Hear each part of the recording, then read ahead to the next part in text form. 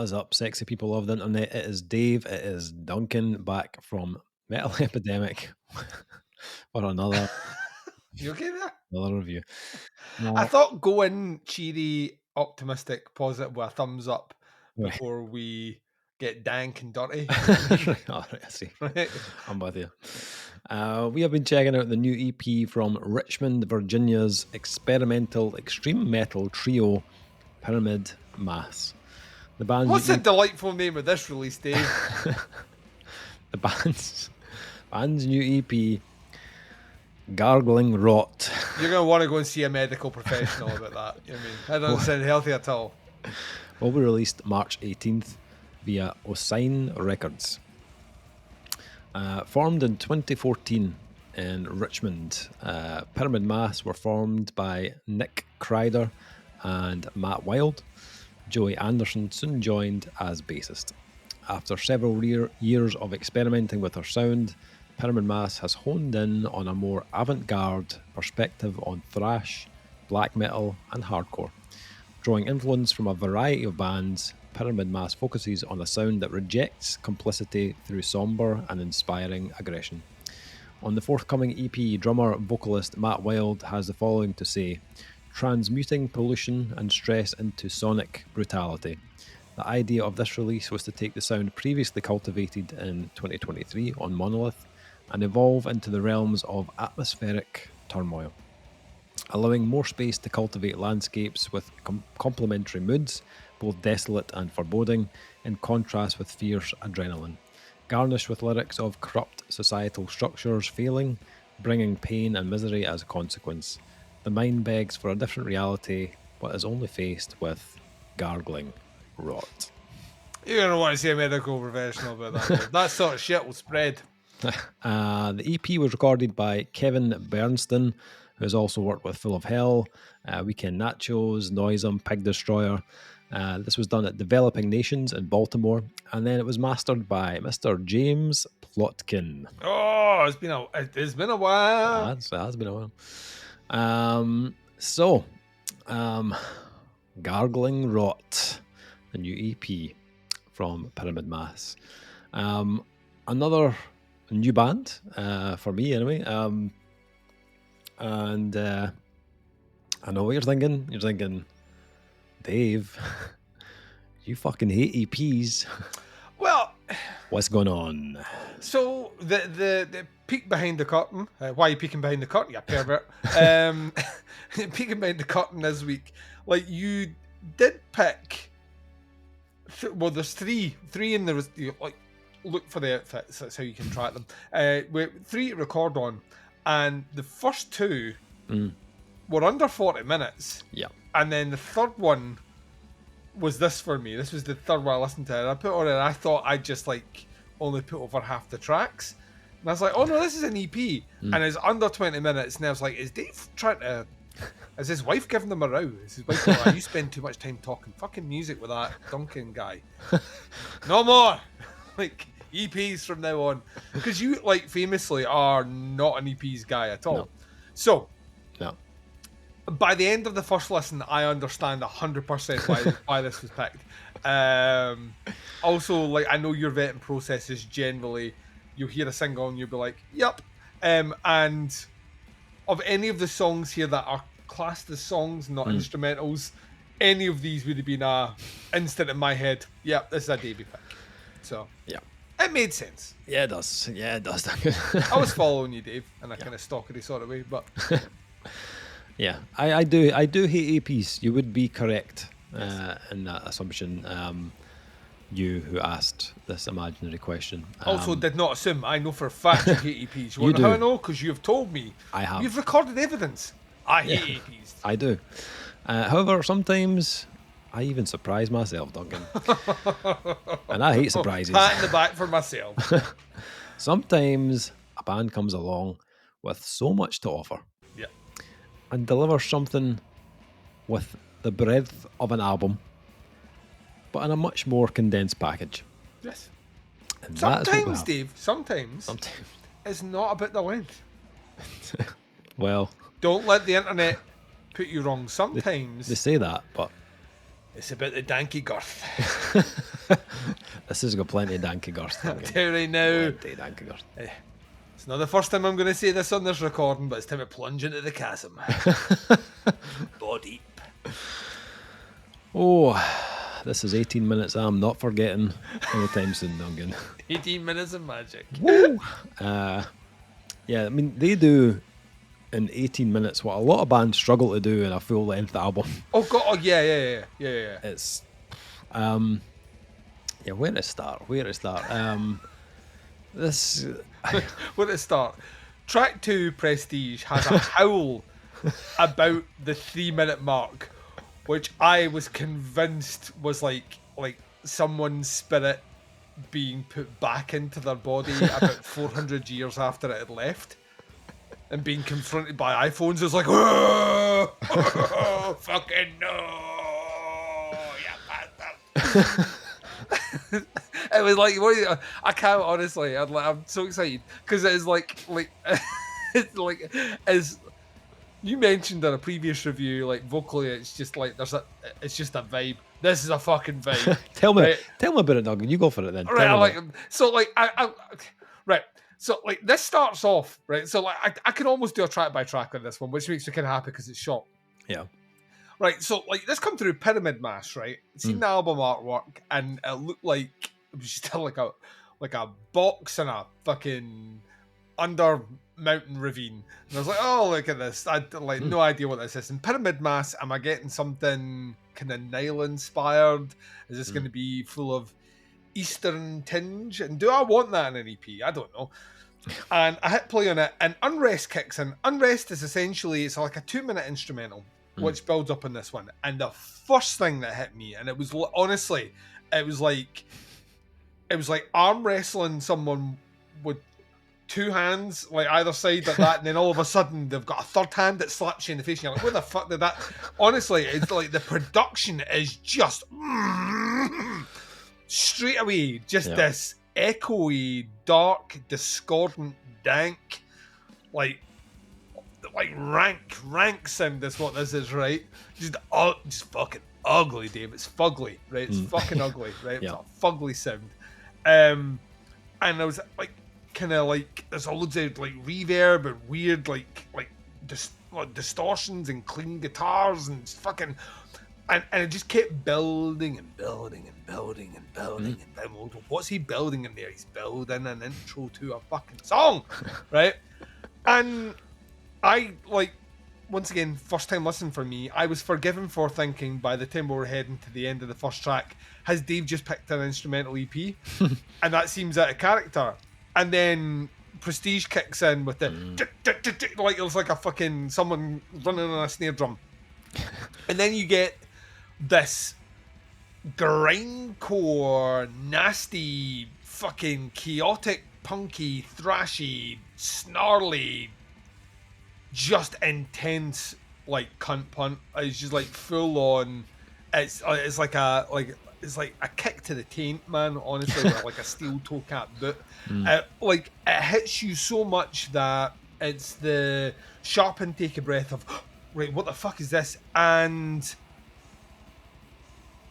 oh my word, like across, you said a 3-piece. Yeah, trio. Fuck me sideways, right? Like this is. It sounds like there's more. It sounds like there's people. Like honestly, the guitars are angular. They're jaggy. The bass work is fucking frantic, and and just like not messy, just like proper grindcore bass. And the drumming is like Animal from the Muppets.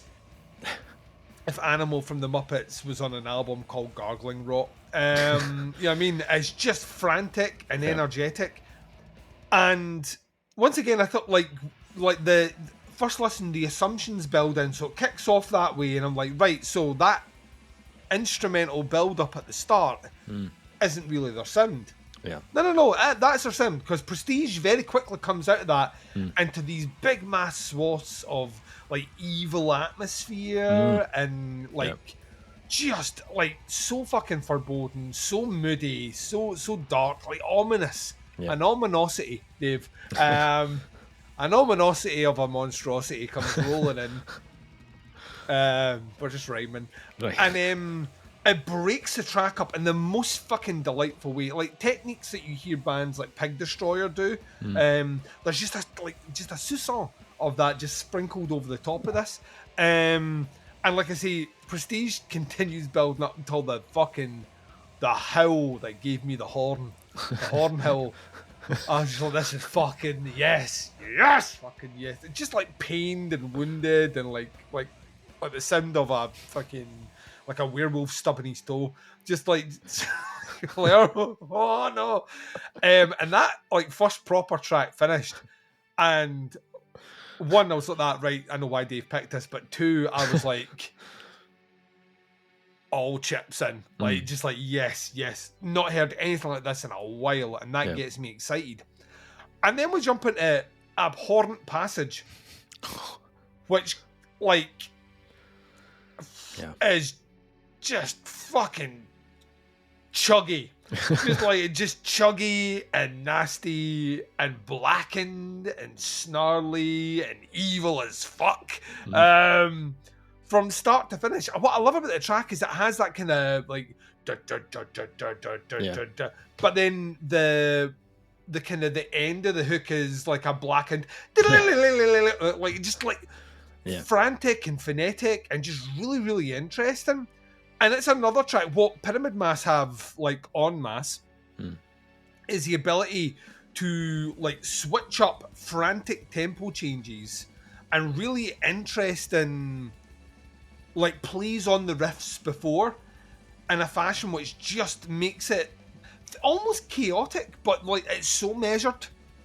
Like to the layman, you'd be like, oh, well, they're just fucking throwing anything there. To the seasoned musician, this is like tempered like a fucking fine steel. It's really, really razor sharp and very well put together. Once again, vocals, different register on this one. It's all kind of more guttural low range and just full of fucking like power and incredible. Like it kept me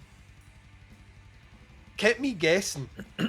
And then the middle section opens up with this fucking, and this is the second time I've mentioned this tonight, but a kind of Poison Ruin-esque medieval synth part, where you're like that. What? What are they here? And it works, man. It paints like pictures and movies in my mind of someone fighting through something to reveal the kind of shiny inner chasm, which is like the promised land, and it's so beautiful. And then fucking drummer starts animaling out with a fucking rap, and it's so good. Yep. And then by the time the guitars start coming back in, and those elements and layers all come in, it is like as a midpoint on an EP. It's one of the best things I've heard this year. I fucking absolutely loved it, right? Which swings into Spectre. Spectre like continues that synth work on, and it's so fucking good, man. It's really beautiful to listen to. As cliche as that sounds, I know. And it continues moving along, and then it starts getting dark, like that, like a scene in a silent movie where everything's happy, and then the realization that something maybe isn't what you thought was, and it's just subtly added in with kind of higher kind of synth-based string noises, which just add like just little tinges of something's not quite right. And I mean, it's an EP, and you're giving us 2 instrumental tracks, which are about a third of the runtime, which would generally annoy me, but I fucking love this. And then it closes out with Disillusion. Yep. And Disillusion is another side of the band's songwriting. It's like, once again, it's frantic drumming. It's kind of almost blackened guitar playing. It's kind of atmospheric blackened stuff. Yeah. But it's really well hung together. And then builds into the first like proper break of this one, where you get like a Conan-esque monstrous fucking doom groove. Yeah. once again juxtaposed with like that kind of high blackened picking and monstrous sounding vocals, and it keeps building and its intensity. Even when it starts to taper off for a small section, it comes in with just this crushing fucking section at the end, which then kind of fades out. And it's 18 minutes, and it's maybe one of the more exciting 18 minutes I've heard in a long time, like genuinely in a long time. I love this. Like, this to me is it's so fucking interesting musically. It's so well put together. It's not just a gimmick. Like, the atmosphere's not just, it's integral to the sound. The synths are not just a gimmick. They're integral to the sound. The kind of franticness of the music against more kind of traditional kind of blackened thrash, or even those grindcore, like, snappy elements, integral to their sound. This literally gives you about 4 or 5 albums worth of parsed out full ideas in 18 minutes. And then it's kind of married up with like the most perfect production, like for a sound like this. I adore the production on this. I think it just makes it much more interesting and much more inviting. This is fucking awesome. Like never heard of them before. On the map now, for sure. And I mean, Richmond has a long history of great metal acts. Probably the biggest one being like Lamb of God's Richmond. So they're from fine pedigree and fine stock of an area. But this is so fucking interesting. Just like really musically, a lot that you could spend a lot of time dissecting and pulling out. And I can't remember the last time I was so instantly excited by something on the more extreme side. It's usually the other way around for me. The stuff that really grabs my attention and makes me want to delve in more is the stuff that's on the more kind of ethereal or deeper sound. And the more extreme stuff I enjoy, but it's never something that I'm like instantly wanting like a part 2, like a second Gargling rot. And I wanted it straight away. I had Davy syndrome. Like, this finished, and I wanted the album. It's absolutely fucking great. Absolutely fucking great. Loved it. Absolutely loved it. I also, like I said before, as soon as I got into like the first like 10 seconds of Prestige, I knew why it was on your list. I can't imagine any way, shape, scenario, world, dimension, multiverse dimension where you didn't love this. So I'm happy to be proved completely right here. Am I missing anything? What am I not pointing out? Because it's fucking bitching. No, you've covered all the bases here. Like, this is fucking awesome. Like, stylistically, it's so far up my street. It's ridiculous. Like the kind of complex fusion they've got of sludge and hardcore and black metal and death metal and doom and touches of grind, and the way they unite it, it just feels like this perfect blend. Like, there's no one style that goes too far here. Like, they are delivered in a way that makes you really excited for what is coming next. And after the foreboding, like, sludgy build-up of Unrests, as you said, it dives right into Prestige and just gives you this absolutely savage onslaught of kind of blackened sludge and grindy kind of death metal, but with these kind of slower moments that are kind of have a kind of chugging kind of heaviness to give you that little kind of moment of a groove where you just kind of get locked in. But like right in the middle of that track, they give you that clean kind of ominous backdrop of really kind of sinister kind of sounding synths, and I wasn't expecting that at all on Prestige. I was kind of like yourself. I thought, like, intro wise, that'll be the intro, and we'll probably not hear that again, maybe till the end of the release possibly. But that kind of little there's only like a section of it in the middle of the track. It was enough to really like kind of pique my interest in, like, oh right, shit, this is going to go wild here, and it does move into Abhorrent Passage, which, you know, is basically like when I go to the Indian restaurant and I'm acting all like fucking brave and like, yeah, my stomach's like steel and like, make it extra spicy. And then the next day, I've got an abhorrent passage. There's like that middle synth section. There's a movie called A Field in England that I love. It's directed by Ben Wheatley, and there's this infamous scene in the middle of it, which is just, it's the most surreal horror I think I've ever seen. It's all shot in black and white, and there's a character. It's fucking set during the English Civil Wars. It's back in the olden times, and Reece Shearsmith is in a tent, and he comes out this tent with a rope tied around him, his face on mushrooms, and he's got this maniacal smile on his face, and it's all slow motion and weird and trippy. But the music that's playing in the background is this huge fucking synthscape, which should not be in the movie at all, but plays in the background, and that's the middle section of Abhorrent Passage for me. Like, I heard it and I was just like, that fuck me sideways. What was it? Like, it just like caught me completely off guard. And it should not work. Bands like this should not be able to write shit like that. But it not only does it work, but it elevates everything you've heard before and everything that comes after. Yeah. I kind of love the fact they kind of reverse the formula on that track with it's almost kind of more controlled and kind of slightly more kind of groove laden. That kind of takes the lead of that track, but then they add in these other parts on the other side of it, which are much more kind of like increased in the tempo and more in the kind of black metal kind of chaos.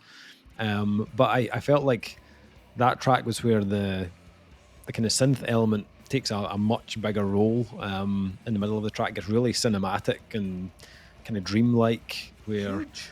Sounds fucking massive. It does, and they smartly pair that with like blast beats as well, which I was like, what the fuck is going on here? And like, and even when they bring in the kind of black metal chord, they're much kind of lighter in that section, but then they build it back up and then finish in this absolutely filthy kind of death metal section at the end.